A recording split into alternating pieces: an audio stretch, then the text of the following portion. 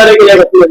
बघा शेवटी आज जोपर्यंत आरोपी हा पकडला जात नाही, शेवटी आज एखादा विकृत विचाराचा एक पुरुष तिथे महिलेला काही गोड बोलतो, काय त्याला ब्रेन वॉशिंग करतो 1, 2, 3, 4 मिनिटांमध्ये, आणि मग जी काही घटना घडलेली आहे आपल्या समोर अशी माहिती आहे. परंतु अशा वेळेला तिथे कुठलीही हाणामारी, तिथे कुठलेही आर्ग्युमेंट, तिथे कुठलेही फोर्स असं झालेलं घडलेलं नाही.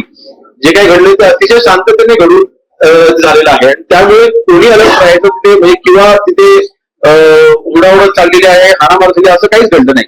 त्यामुळे कोणाला आजूबाजूच्या लेमॅन जे देखील आजूबाजूला उभे होते त्यांनाही ते कळलं नाही. त्यामुळे ब्लेम करण्यापेक्षा या घटनेच्या खोलामध्ये पोहोचून जेव्हा आरोपी आपल्या ताब्यामध्ये येईल त्याला आपल्याला तिथे पळून जातो. शहराच्या अनेक चौकांमध्ये सीसीटीव्ही आहे. इथून साधारणतः तो शिरूरचा रहिवासी आहे. साधारणतः 100 किलोमीटरचं अंतर असेल तर आपण धरलं 100 किलोमीटरच्या अंतर परिसरामध्ये 50 तास आरोपी शोधायला पोलिसांना लागतात. सीसीटीव्ही आहे त्याचे सगळे लक्षात घ्या.